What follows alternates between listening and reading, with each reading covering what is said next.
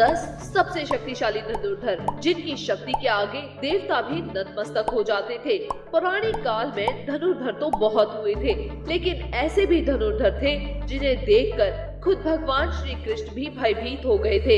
एक ऐसा भी धनुर्धर था जो अपने बाणों से समुद्र को भी सुखा देता था, और एक ऐसा भी धनुर्धर था जो क्षण भर में पूरी सृष्टि का विनाश कर सकता था। सबके पास थे एक से बढ़कर एक दिव्यास्त्र। आप जितना भी सोच लें, अंदाजा लगाना मुश्किल है कि कौन से पौराणिक काल के सर्वश्रेष्ठ धनुर्धर है, और उनके जैसा सर्वश्रेष्ठ धनुर्धर आज तक ना ही कोई हुआ है और ना ही कभी होगा।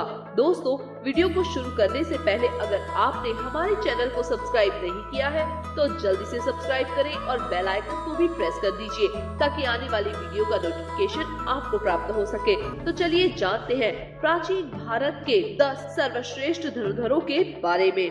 नंबर 10 पर आते हैं द्रोणाचार्य। जब महेंद्र पर्वत पर भगवान परशुराम अपना सब कुछ ब्राह्मणों को दान कर रहे थे, तब द्रोणाचार्य उनके पास पहुँचे और उनसे संपूर्ण दिव्यास्त्रों का ज्ञान प्राप्त करते हैं। उन्होंने कौरव और पांडवों को शस्त्र चलाना सिखाया था। कुरुक्षेत्र के युद्ध में भीष्म के बाद द्रोणाचार्य कौरवों के सेनापति बने थे। उन्होंने अपनी रणनीति से पांडवों का भारी विध्वंस किया था। युद्ध के दौरान द्रोण ने जो चक्रव्यूह बनाया था, उसमें फंसकर ही वीर अभिमन्यु मारे गए थे। जब तक द्रोणाचार्य के हाथ में शस्त्र था, उन्हें परास्त कर पाना असंभव था, इसलिए पांडवों ने छल से उन्हें मारने के लिए विवश हो गए थे। नंबर 9 पर आते हैं अर्जुन। गुरु द्रोणी की दृष्टि में अर्जुन थे सर्वश्रेष्ठ धनुर्धर। द्रोणाचार्य ने अर्जुन को अपने सारे अस्त्रों का ज्ञान दिया था। अर्जुन के धनुष की टंकार से ही दुश्मन थरथरा जाते थे। अर्जुन के पास देवताओं के सारे दिव्यास्त्र थे।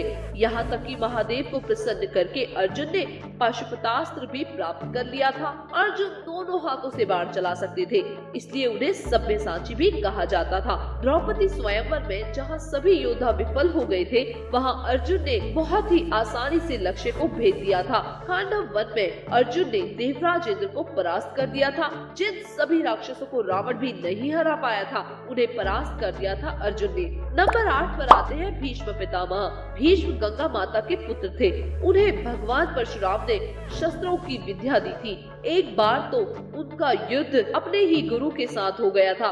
युद्ध में भीष्म और परशुराम जी के एक दूसरे पर महाविनाशकारी अस्त्र शस्त्र चला रहे थे, लेकिन इस युद्ध का कोई भी परिणाम नहीं निकल रहा था।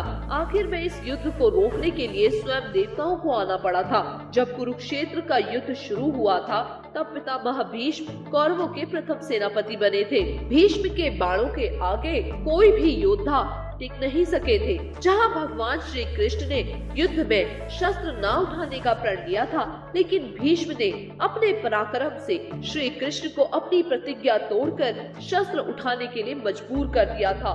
भीष्म को नियम अनुसार युद्ध करके परास्त करना असंभव था, इसलिए शिखंडी को सामने रखकर अर्जुन ने भीष्म को सैया पर सुला दिया था। नंबर 7 पर आते हैं एकलव्य। महाभारत काल के सर्वश्रेष्ठ धनुर्धर थे एकलव्य। जब द्रोणाचार्य के पास एकलव्य शिक्षा के लिए गए, तब द्रोणाचार्य ने उन्हें शिक्षा देने से इनकार कर दिया। इसके पश्चात द्रोणाचार्य को गुरु मानकर एकलव्य ने धनुर्विद्या का अभ्यास करना शुरू कर दिया। जब कौरव और पांडवों में से किसी को भी शब्द भेदी बाण चलाना नहीं आता था, तब एकलव्य मात्र ऐसे योद्धा थे जिन्होंने अपने अभ्यास से ही शब्द भेदी बाण चलाना सीख लिया था। उनको देखकर अर्जुन के मन में भी यह भय जाग गया था कि एकलव्य ही सर्वश्रेष्ठ धनुर्धर है। लेकिन एक समय में गुरु दक्षिणा के नाम पर द्रोणाचार्य ने एकलव्य का अंगूठा कटवा दिया था, और इसके पश्चात अंगूठे के बिना ही एकलव्य बाण चलाना सीख गए थे। दोस्तों, मॉडर्न आर्चरी में अंगूठे के बिना ही बाकी और उंगलियों से बाण चलाना एकलव्य का ही आविष्कार है। एकलव्य इतने शक्तिशाली थे कि भगवान श्री कृष्ण को एकलव्य का वध करना पड़ा था। एकलव्य के बारे में भगवान श्री कृष्ण ने कहा था कि अगर एकलव्य का अंगूठा नहीं कटा होता तो एकलव्य दूसरा परशुराम बनकर जंगल में घूमता रहता। तब दानव, राक्षस, नाग, देवता कोई भी उसको परास्त नहीं कर पाते और कोई मनुष्य उसके सामने खड़ा भी नहीं हो पाता। नंबर 6 पर आते हैं बर्बरीक। बर्बरीक घटोत्कच के पुत्र थे। उनके पास ऐसे 3 बाण थे जिनके सहारे वे पल भर में कुरुक्षेत्र के युद्ध को खत्म कर सकते थे। बर्बरीक के 3 बाणों के बारे में जानकर खुद भगवान श्री कृष्ण भी चिंतित हो गए थे, जिसके कारण उन्होंने दान में बर्बरीक का शीश मांग लिया था। इसके पश्चात से खाटू श्याम के नाम से इस धरती पर बर्बरीक की पूजा की जाती है। नंबर 5 पर आते हैं मेघनाद। रावण का पुत्र मेघनाद महावीर था।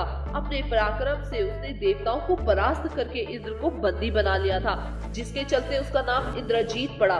उसके पश्चात ब्रह्मास्त्र, वैष्णवास्त्र और पशुपतास्त्र, इन तीनों अस्त्रों का ज्ञान था। लक्ष्मण जी से युद्ध के दौरान मेघनाद ने लक्ष्मण जी के ऊपर वैष्णवास्त्र, ब्रह्मास्त्र और पशुपतास्त्र चलाया था। लक्ष्मण जी के सामने ब्रह्मास्त्र निस्तेज हो गया था। वैष्णवास्त्र और पशुपतास्त्र लक्ष्मण जी को प्रणाम करके ही लौट गए थे, लेकिन युद्ध के दौरान इस समय उसने युद्ध में लक्ष्मण जी को मूर्छित कर दिया था। मेघनाद ने अपने नागपाश से भगवान श्री राम और लक्ष्मण जी को जकड़ लिया था। मेघनाद रामायण काल के एकमात्र योद्धा है जिसे अति महारथी भी कहा गया है। नंबर 4 पर आते हैं कर्ण। सूर्यपुत्र कर्ण महाभारत काल के एक ऐसे योद्धा थे जिनके पास दिव्य कवच और कुंडल थे, जिसे किसी भी अस्त्र से भेदा नहीं जा सकता था। लेकिन कवच कुंडल के बिना भी कर्ण महाशक्तिशाली थे। अंतिम युद्ध में जब कर्ण और अर्जुन का आमना सामना हुआ, तब कर्ण ने 11 बार अर्जुन के गांडीव धनुष की प्रत्यंचा को काट डाला था। अर्जुन के ब्रह्मास्त्र को कर्ण ने साधारण बाणों से ही काट डाला था। इस युद्ध के दौरान कर्ण ने अपने सर्वमुख बाण से अर्जुन को लगभग मार ही डाला था। अगर भगवान श्री कृष्ण उस समय अर्जुन की रक्षा न करते तो अर्जुन महारथी कर्ण के हाथों मारे जाते। जब तक कर्ण के हाथों में शस्त्र था, तब तक कर्ण को किसी भी तरीके से परास्त नहीं किया जा सकता था। इसलिए अर्जुन को छल से कर्ण का वध करना पड़ा था। नंबर 3 पर आते हैं लक्ष्मण जी। लक्ष्मण जी शेषनाग के अवतार और महापराक्रमी थे। शास्त्रों के अनुसार वे श्रेष्ठ धनुर्धर थे। रावण के महाबली पुत्र इंद्र का वध भी वही कर सकते थे, जो 14 वर्षों से सोया ना हो, जिसने 14 वर्षों तक किसी भी स्त्री का मुख न देखा हो और जिसने 14 वर्षों तक पूजन न किया हो, और कोई नहीं, वह लक्ष्मण जी ही थे और उन्होंने ही मेघनाद का वध किया था। रावण का शक्तिशाली पुत्र अतिकाय का वध भी लक्ष्मण जी ने ही किया था। युद्ध के दौरान एक बार लक्ष्मण जी ने रावण को भी मूर्छित कर दिया था। नंबर 2 पर आते हैं श्री राम। भगवान श्री राम भगवान विष्णु के अवतार और मर्यादा पुरुषोत्तम श्री राम की शक्ति के समक्ष और योद्धाओं की शक्तियों का कोई अंत नहीं था। जब वे स्वयंवर में शिव धनुष में प्रत्यंचा चढ़ाने गए थे, तब उनकी शक्ति से शिव धनुष टूट गया था। ऐसा कोई अस्त्र नहीं था जो श्री राम के पास न हो। जब समुद्र ने लंका जाने के लिए श्री राम को मार्ग नहीं दिया, तो उन्होंने अपने बाणों से ही समुद्र को सुखाने का विचार किया। श्री राम को धनुष का समाधान करते देख समुद्र भी भयभीत होकर उनके समक्ष प्रकट हो गया था। श्री राम ने अपने बाणों से कुंभकर्ण और रावण जैसे न जाने कितने राक्षसों को यमलोक में भेज दिया था। नंबर 1 पर आते हैं हमारे महादेव। देवों के देव महादेव संपूर्ण ब्रह्मांड और धनुर्वेद की उत्पत्ति महादेव से ही हुई है। वही इस सृष्टि की शुरुआत है और वही इसका अंत भी है। उनकी शक्ति अनंत है। वह पल भर में किसी का भी विनाश कर सकते हैं, इसलिए वही सर्वश्रेष्ठ है। अगर आप महादेव के सच्चे भक्त हैं, तो कमेंट में हर हर महादेव अवश्य लिखें। आपके अनुसार सर्वश्रेष्ठ धनुर्धर कौन है, ये हमें कमेंट करके जरूर बताइएगा। धन्यवाद।